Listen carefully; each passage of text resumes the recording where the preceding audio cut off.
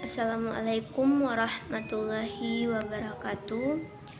Kami dari kelompok 6 Dasar-Dasar Ilmu Pendidikan akan mempresentasikan materi kami yang berjudul Pendidikan sebagai Sistem dan Komponen-komponen Pendidikan.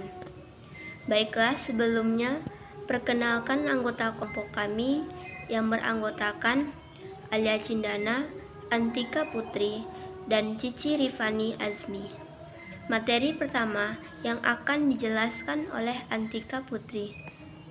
Kepada Saudari Antika, disilahkan.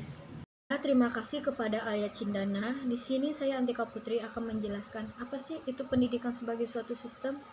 Pendidikan sebagai suatu sistem adalah pendidikan yang terdiri dari elemen-elemen dan unsur-unsur pendidikan yang dalam kegiatannya saling berkaitan secara fungsional, sehingga menjadi satu satuan terpadu dan diharapkan dapat mencapai tujuan, yaitu mencerdaskan kehidupan bangsa.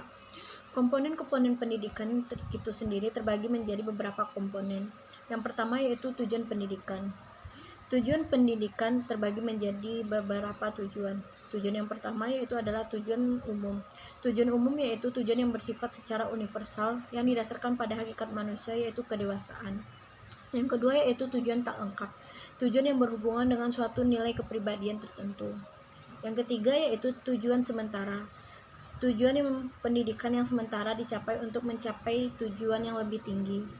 Tujuan yang keempat yaitu tujuan insidensial, yaitu tujuan yang terjadi tanpa kesengajaan atau kebetulan. Yang kelima yaitu tujuan intermedier, yaitu tujuan yang menerapkan suatu alat untuk mencapai tujuan yang lebih lanjut. Materi selanjutnya yang akan disampaikan oleh Saudari Cici Rifani Azmi. Disilahkan. Komponen yang selanjutnya yaitu isi pendidikan. Komponen yang ada di dalam isi pendidikan mencakup materi atau bahan yang diajarkan oleh pendidik.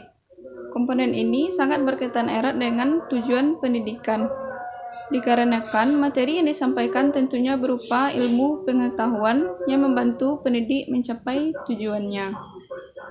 Yang ketiga yaitu media pendidikan. Media pendidikan merupakan sesuatu yang digunakan oleh seseorang pendidik untuk menjadi perantara dalam proses pembelajarannya. Yang keempat yaitu metode pendidikan. Metode sendiri memiliki pengertian cara yang dilakukan untuk mencapai suatu tujuan pendidikan.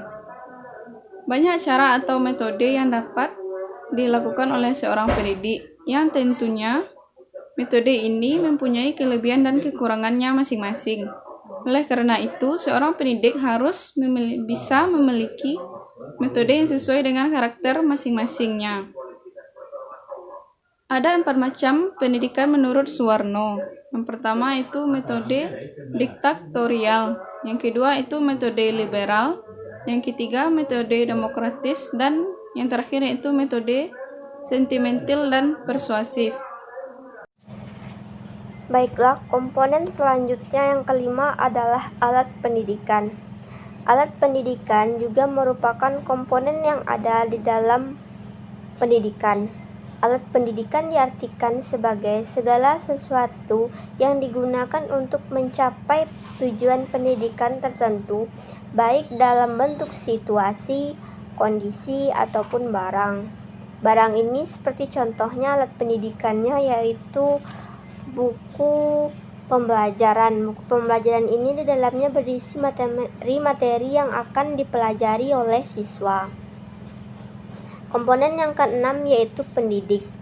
Pendidik merupakan seseorang yang memberi pengajaran kepada kita atau ilmu yang tentunya bermanfaat bagi kehidupan kita. Tanpa pendidik, maka kita akan kesulitan memahami sebuah materi yang ada. Bisa dibilang tanpa pendidik itu proses belajar tidak akan berjalan sebagaimana mestinya, karena pendidik merupakan komponen utama yang harus ada di dalam proses pendidikan. Pendidik juga dibagi menjadi 3 berdasarkan lingkungannya. 1. Pendidik dalam lingkungan keluarga. Pendidik dalam lingkungan keluarga itu adalah orang tua. Yang kedua adalah pendidik dalam lingkungan sekolah. seperti sekolah-sekolah formal yang diajarkan dari bangku SD, SMP, SMA, bahkan perguruan tinggi itu pendidiknya adalah seorang guru atau dosen bagi universitas atau perguruan tinggi. Yang ketiga yaitu pendidik dalam lingkungan masyarakat. Pendidik dalam lingkungan masyarakat ini bisa saja dalam bentuk kepala adat, kepala camat, atau kepala desa. Karena dalam pembelajaran pendidik di lingkungan masyarakat ini kita memerlukan susunan-susunan yang ada di dalam masyarakat tersebut. 7. Peserta didik. Tanpa adanya peserta didik, maka tidak ada subjek yang diajar. Peserta didik meliputi siswa, siswi, mahasiswa, mahasiswi, dan sebagainya. Tentunya, peserta didik merupakan subjek utama keberhasilan suatu tujuan pendidikan. Tanpa adanya peserta didik, proses pendidikan tidak bisa berjalan. Karena itulah bagaimana pentingnya peserta didik dalam pendidikan. Yang kedelapan adalah lingkungan pendidikan. Lingkungan pendidikan merupakan tempat proses berlangsungnya proses pendidikan itu sendiri.